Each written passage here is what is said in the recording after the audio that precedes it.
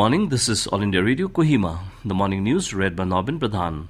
India continues to scale several peaks in its fight against the COVID-19 pandemic. As the country readies for the COVID-19 vaccine rollout, Ministry of Health and Family Welfare has been proactively involved in the preparations for this rollout over the past couple of months to ensure that the preparations for the rollout of COVID-19 vaccine are on track in close collaboration with the states, UTs and other stakeholders. In a massive nationwide exercise, an end-to-end mock drill on the vaccine administration was conducted yesterday in all states and UTs at 286 session sites spread across 125 districts. Each district conducted the dry run at 3 sites or more.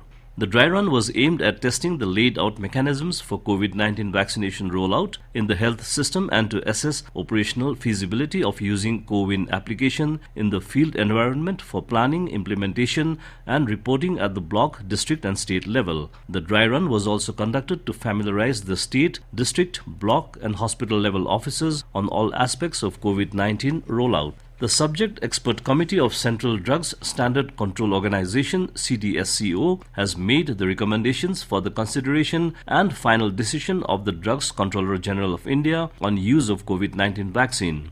It has recommended to grant permission for restricted emergency use of vaccine subject to multiple regulatory conditionalities to Serum Institute of India, Pune. The Subject Expert Committee of CDSO has recommended to grant permission for restricted use in emergency situations in public interest as an abundant precaution in clinical trial mode, especially in the context of infection by mutant strains to Bharat Biotech International Limited, Hyderabad. It has also recommended to grant permission for conduct of Phase 3 clinical trial protocol to Cadila Healthcare Limited, Ahmedabad. India has successfully cultured the new viral strain UK variant of SARS-CoV-2. No country has yet reported successful isolation and culture of the UK variant of SARS-CoV-2. Indian Council of Medical Research ICMR said SARS-CoV-2, the virus causing COVID-19, was tracked through the countrywide network of ICMR laboratories since the early days of the epidemic in India. It said the UK variant of the virus with all signature changes is now successfully isolated and cultured at the National Institute of Virology (NIV) from the clinical specimens collected from the UK returnees. ICMR said varocell lines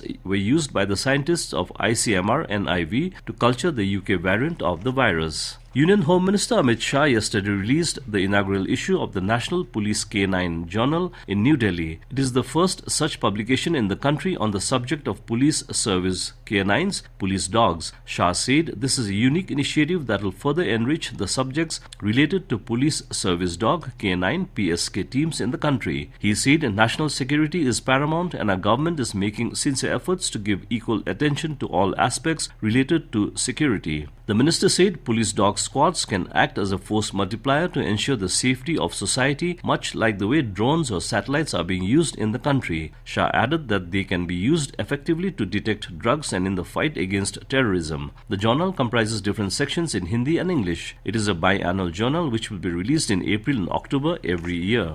Former Union Minister Bhuta Singh passed away at the All India Institute of Medical Sciences in New Delhi yesterday. He was 86. The senior leader was in a coma since October last year after he suffered a brain hemorrhage. Singh was elected to the Lok Sabha 8 times. He also served as the Governor of Bihar and Chairman of the National Commission for Scheduled Castes. President Ramnath Kovind, Vice President M. Venkaiah Naidu and Prime Minister Narendra Modi have expressed grief on his demise. And as the nation fights COVID-19 pandemic, let us all remember to stay safe and protected by following these 3 simple steps. Wear a face mask, wash hands frequently with soap and water, or use hand sanitizer and follow social distancing norms. With that, we come to the end of the morning news. Have a nice day.